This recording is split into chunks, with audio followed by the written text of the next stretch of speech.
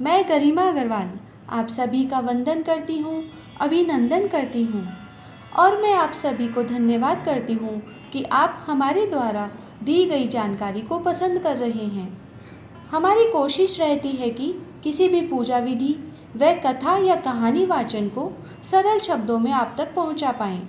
तो आइए हमसे जुड़े रहने के लिए हमारे चैनल को सब्सक्राइब करें और अपने फ्रेंड्स के साथ शेयर करें। तो चलिए आज हम आपको बताते हैं शिवरात्रि के बारे में। महाशिवरात्रि के विषय में अलग अलग मत हैं। कुछ विद्वानों का मत है कि आज के ही दिन शिवजी और माता पार्वती विवाह सूत्र में बंधे थे, जबकि अन्य कुछ विद्वान ऐसा मानते हैं कि आज के ही दिन शिवजी ने कालकूट नाम का विष पिया था, जो सागर मंथन के समय समुद्र से निकला था। लेकिन कुछ विद्वान यह भी मानते हैं कि सृष्टि के प्रारंभ में इसी दिन मध्य रात्रि में भगवान शंकर का ब्रह्मा से रुद्र के रूप में अवतरण हुआ था। प्रलय की बेला में इसी दिन प्रदोष के समय भगवान शिव तांडव करते हुए ब्रह्मांड को तीसरे नेत्र की ज्वाला से समाप्त कर देते हैं। इसीलिए इसे महाशिवरात्रि अथवा कालरात्रि कहा गया है। मान्यता चाहे जो भी हो, पर शिवजी के भक्त इस महाशिवरात्रि व्रत को बड़ी ही श्रद्धा व विधि विधान से करते हैं। वैसे तो कोई भी व्रत हो, यदि हम उसे श्रद्धा व भक्तिपूर्वक करें तो भी उसका फल हमें अवश्य मिलता है। तो आइए हम आपको बताते हैं महाशिवरात्रि व्रत की पूजा विधि व कथा।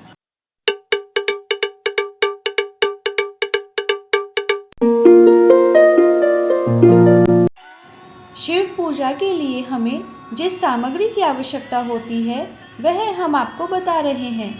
बेलपत्र, भांग, धतूरा, गाय का शुद्ध कच्चा दूध, चंदन, रोली, केसर, कपूर, दही, मोली यानी कलावा, अक्षत यानी साबुत चावल, शहद, मिश्री, धूप, दीप, साबुत हल्दी, नाग केसर, 5 प्रकार के फल, गंगा जल, वस्त्र, जनेऊ, इत्र, कुमकुम, पुष्पमाला, शमी का पत्र, खस, लौंग, सुपारी, पान, रत्न आभूषण, इलायची, फूल, आसन, पार्वती जी के श्रृंगार की सामग्री, पूजा के बर्तन और दक्षिणा, इन सब चीज़ों का प्रबंध एक दिन पहले ही कर लें। पूजा विधि: पूजा करने से पहले अपने माथे पर त्रिपुंड लगाएं। इसके लिए चंदन या विभूत 3 अंगुलियों पर लगाकर माथे के बाईं तरफ से दाईं तरफ की ओर त्रिपुंड लगाएं। शिवलिंग का दूध, दही, घी, शहद और गंगा जल से अभिषेक करें। आप चाहे तो खाली जल से भी शिव का अभिषेक कर सकते हैं। अभिषेक करते हुए महामृत्युंजय मंत्र का जप करते रहना चाहिए। शिव को बेलपत्र, आक धतूरे का फूल, चावल, भांग, इत्र जरूर चढ़ाएं। चंदन का तिलक लगाएं। धूप दीपक जलाएं। शिव के मंत्रों का जाप करें। शिव चालीसा पढ़ें। खीर और फलों का भोग लगाएं। शिव आरती उतारें। संभव हो तो रात्रि भर जागरण करें। घर के पास शिव मंदिर नहीं है तो आप घर पर ही मिट्टी के शिवलिंग बनाकर उनका पूजन कर सकते हैं। वैसे तो भगवान शिव की पूजा आराधना की विधि बहुत सरल मानी जाती है। माना जाता है कि शिव को यदि सच्चे मन से याद कर लिया जाए तो शिव प्रसन्न हो जाते हैं। उनकी पूजा में भी ज़्यादा ताम झाम की ज़रूरत नहीं होती। ये केवल जलाभिषेक, बेल पत्रों को चढ़ाने और रात्रि भर इनका जागरण करने मात्र से ही खुश हो जाते हैं।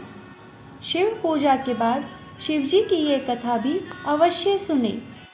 एक गांव में एक शिकारी रहता था। वह शिकार करके अपने परिवार का पालन करता था। एक बार उस पर साहूकार का ऋण हो गया। ऋण न चुकाने पर सेठ ने उसे शिव मंदिर में बंदी बना लिया। उस दिन शिवरात्रि थी। वह शिव संबंधी बातें ध्यानपूर्वक देखता वह सुनता रहा। संध्या होने पर सेठ ने उसे अपने पास बुलाया तो शिकारी अगले दिन ऋण चुकाने का वायदा कर सेठ की कैद से छूट गया और वन में एक तालाब के किनारे बेल वृक्ष पर शिकार करने के लिए मचान बनाने लगा। उस वृक्ष के नीचे शिवलिंग स्थित था। वृक्ष के पत्ते मचान बनाते समय शिवलिंग पर गिरे। इस प्रकार दिन भर भूखे रहने से शिकारी का व्रत भी हो गया और शिवलिंग पर बेलपत्र भी चढ़ गए। एक पहर व्यतीत होने पर एक गर्भिणी हिरनी तालाब पर पानी पीने निकली। शिकारी ने उसे देखकर धनुष बाण उठा लिया। वह हिरनी कातर स्वर में बोली, मैं गर्भवती हूँ, मेरा प्रसव काल समीप ही है। मैं बच्चे को जन्म देकर शीघ्र ही तुम्हारे सामने उपस्थित हो जाऊंगी। शिकारी ने उसे छोड़ दिया। कुछ देर बाद एक दूसरी हिरनी उधर से निकली। शिकारी ने फिर धनुष पर बाण चढ़ाया। हिरनी ने निवेदन किया, हे व्याघ्र महोदय, मैं थोड़ी देर पहले ऋतु से निवृत्त हुई हूँ, कामातुर वीरहिणी हूँ। अपने पति से मिलन करने पर शीघ्र तुम्हारे समक्ष प्रस्तुत हो जाऊंगी। शिकारी ने उसे भी छोड़ दिया। रात्रि के अंतिम पहर में एक मृगी अपने बच्चों के साथ उधर से निकली। शिकारी ने शिकार हेतु धनुष पर बाण चढ़ाया। वह तीर छोड़ने ही वाला था कि वह मृगी बोली, मैं इन बच्चों को इनके पिता के पास छोड़ आऊँ, तब मुझे मार डालना। मैं बच्चों के नाम पर आपसे दया की भीख मांगती हूँ। शिकारी को इस पर भी दया आ गई और उसने उसे भी छोड़ दिया। पौ फटने को हुई तो एक स्वस्थ हिरन आता दिखाई दिया। शिकारी उसका शिकार करने के लिए उद्यत हो गया। हिरण बोला, व्याघ्र महोदय, यदि तुमने इससे पहले 3 मृगियों तथा उनके बच्चों को मार दिया हो तो मुझे भी मार दीजिए, ताकि मुझे उनका वियोग न सहना पड़े। मैं उन तीनों का पति हूँ।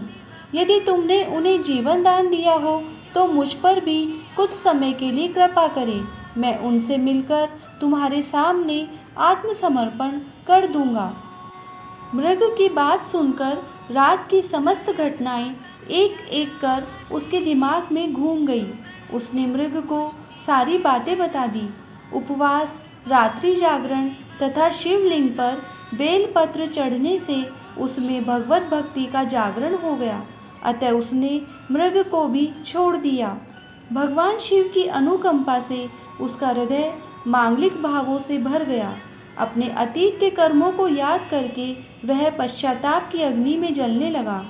थोड़ी देर बाद हिरण सपरिवार शिकारी के सामने उपस्थित हो गया। जंगली पशुओं की सत्य प्रियता, सात्विकता एवं सामूहिक प्रेम भावना को देखकर उसे बड़ी ग्लानि हुई। उसके नेत्र आंसुओं से भर गए।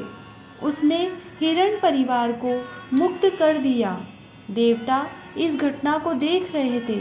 उन्होंने आकाश से उस पर पुष्प वर्षा की तथा 2 पुष्पक विमान भेजकर शिकारी तथा मृग परिवार को शिवलोक का अधिकारी बना दिया।